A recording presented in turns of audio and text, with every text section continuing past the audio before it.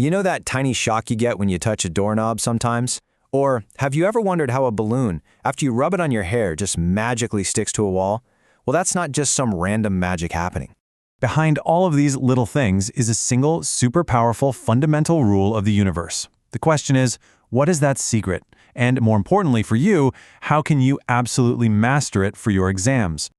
So let's do it. Let's dive straight into one of the most important concepts in all of physics, Coulomb's Law. If you want to conquer electrostatics, this is where it all begins. Okay, here's our game plan. We're going to start with the basics. Then we'll decode the formula, understand the true nature of the force, tackle some real-world problems, put it head-to-head with gravity, and then it's your turn to test your knowledge. Let's get started. All right, kicking things off with Section 1, Charge Kekel-Shuru. We're going from those everyday static shocks straight to the heart of electrostatics itself. So what is it really?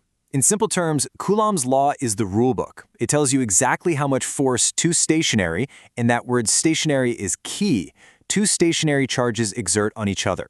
This one law governs their entire interaction. And now, let's get to Section 2, the magic formula.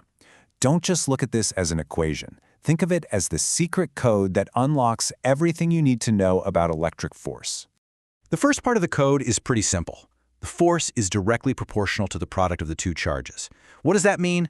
Bigger charges, stronger force. If you double one of the charges, boom, the force doubles too. It's a straight-up relationship. Now for the second part, and this is absolutely crucial. The force is inversely proportional to the square of the distance between them. This means that as you pull the charges apart, the force doesn't just get weaker, it practically falls off a cliff. It gets weak fast. And this slide puts the whole picture together. Force equals K times the product of the charges divided by the distance squared. F is your force. Q1 and Q2 are the charges, R is the distance, and K, that's just Coulomb's constant. Think of it as a universal scaling factor that makes sure the final number comes out right in the standard units. This equation right here is your master key. Okay, Section 3, Force ki asli pehchan. Just knowing the value of the force isn't enough. For your exams, you have to master its direction and its extreme sensitivity to distance. The rule for direction is super simple. Like charges, so positive-positive or negative-negative, they push each other away. They repel. But opposite charges, a positive and a negative, they pull each other in. They attract. Simple as that. So here's the most critical point. Force has direction. It's a vector. The force always acts along the straight line connecting the two charges. And when you have more than two charges, you can't just add up the numbers. You have to add them like vectors. This is a classic exam trap, so please don't fall for it. Let's really burn this into our brains. The inverse square law is a total game changer. If you double the distance between two charges, the force doesn't become half. It becomes 1/4. If you triple the distance, the force drops to 1/9. It's a powerful, unforgiving relationship. Let's move on to Section 4, Real-World Complications. You know, in textbooks, you always see two charges floating in empty space, in a vacuum. But reality and your exam questions are often way more complex. So what happens when there are lots of charges, or when they're not in a vacuum? This is called the medium effect. See, if you put the charges in a material, like water or oil, the force between them actually gets weaker. That material, which we call a dielectric, kind of shields the charges from each other. The friction analogy here is perfect. It's like trying to move through water instead of air. And what about dealing with multiple charges? For that, we use the superposition principle. Now, the name sounds fancy, but the process is incredibly simple. To find the total force on one charge, you just calculate the force from every other charge on it, one by one. And then, remembering they are vectors, you just add all those force vectors up. That's it. You just take it one step at a time. Now for Section 5, a super high-yield topic for your exams. It's time for the showdown between Coulomb's law and gravity.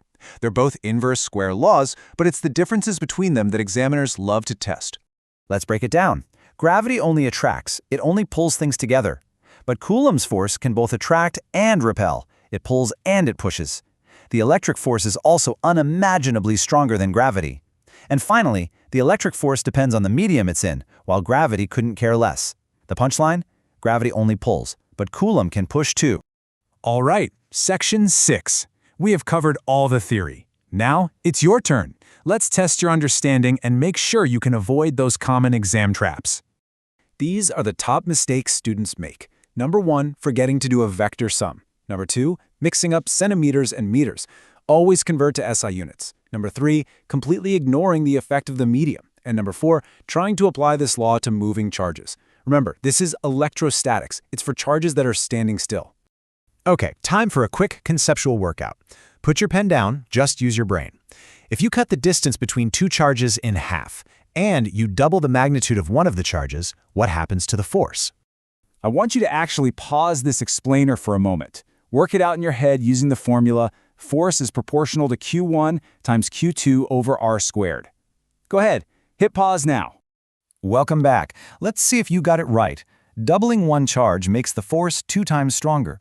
Having the distance means R squared becomes 1/4, which brings a factor of 4 up to the top. So you've got a factor of 2 from the charge and a factor of 4 from the distance. 2 times 4 is 8. The force becomes 8 times stronger. And there you have it. That's Coulomb's Law. It's not just a formula, it's a fundamental concept of how our universe works. Master this, truly understand it, and you're not just ready for a few questions, you're ready to conquer all of electrostatics.